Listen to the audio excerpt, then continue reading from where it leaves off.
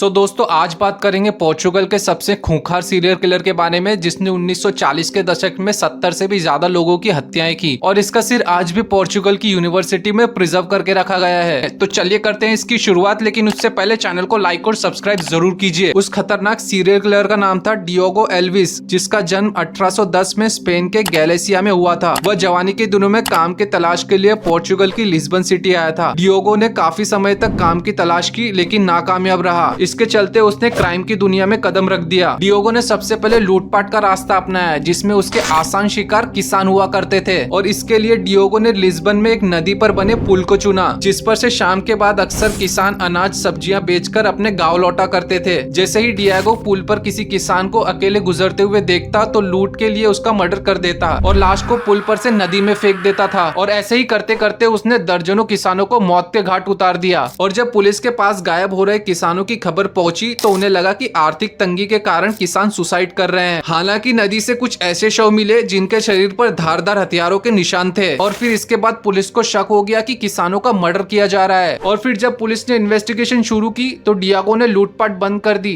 जिसके बाद वो 3 साल के लिए अंडरग्राउंड हो गया और फिर मामला ठंडा होने के बाद उसने फिर से लूटपाट शुरू कर दी। और फिर डियोगो समझ गया कि अगर वह अकेला रहा तो बड़ी लूटपाट नहीं कर पाएगा और उसके पकड़े जाने का खतरा बना रहेगा। इसी के साथ उसने ऐसे लोगों को तलाशना शुरू किया जो बहुत गरीब हुआ करते थे। ऐसा करके उसने दर्जनों लोगों की गैंग बना ली और बड़ी वारदातों को अंजाम देने लगा। डियोगो ने इसके लिए बड़ी मात्रा में हथियार भी खरीद लिए थे जिससे कि वह पुलिस का भी सामना कर सके। और फिर मौत का सिलसिला यूं ही चलता रहा और करीब 1 साल तक उसने लोगों की हत्याएं की। आगे आपको ये भी बता दूं कि डियोगो अपने शिकार को कभी जिंदा नहीं छोड़ता था और लिस्बन पुलिस की रिपोर्ट के मुताबिक उसे लोगों को टॉर्चर करके मारने में बहुत मजा आता था। पुलिस को डियोगो की गैंग के बारे में पता चल गया था लेकिन वह अपनी गैंग के साथ दिन में अक्सर जंगल में ही छिपा रहता था और इसी कारण पुलिस को उसकी लोकेशन का पता नहीं चल रहा था। इसी के दौरान डियोगो ने अपनी गैंग के साथ लिस्बन के एक डॉक्टर के घर में धावा बोला और हमेशा की तरह उसने लूटपाट की और बेरहमी से डॉक्टर की हत्या करके वहां से फरार हो गया। इस घटना की जानकारी पुलिस को मिलते ही पुलिस को शक हो गया कि डियोगो आसपास ही कहीं छिपा हुआ है। आखिरकार कुछ दिनों बाद ही डियोगो पुलिस की गिरफ्त में आ गया और 1941 में उसे 70 से ज्यादा लोगों की हत्या के आरोप में फांसी की सजा सुनाई गई। जिस समय डियोगो को फांसी दी गई उस समय पोर्चुगल में फ्रेनोलॉजी सब्जेक्ट बहुत पॉपुलर हुआ करता था। जिन्हें नहीं पता है उनके लिए बता दूं, फ्रेनोलॉजी एक मस्तिष्क विज्ञान होता है। फ्रेनोलॉजी यानी कि दिमाग की उन कोशिकाओं की जांच करना जिनसे इंसान की पर्सनैलिटी का पता लगाया जा सकता है और इसी के चलते वैज्ञानिकों को इंसानी सरों की तलाश रहती थी और इसी के चलते पोर्चुगल के साइंटिस्ट ने कोर्ट से डियोगो का सिर लेने की अपील की। फिर क्या था, डियोगो की फांसी के बाद उसका सिर प्रिजर्व करके रख दिया गया। हालांकि उस दौरान साइंटिस्ट ने उसके दिमाग की कोशिकाओं की जांच की लेकिन उससे उसकी पर्सनैलिटी का पता नहीं लगाया जा सका। इसी के चलते उसका सिर आज भी लिस्बन की यूनिवर्सिटी में प्रिजर्व करके रख दिया गया है।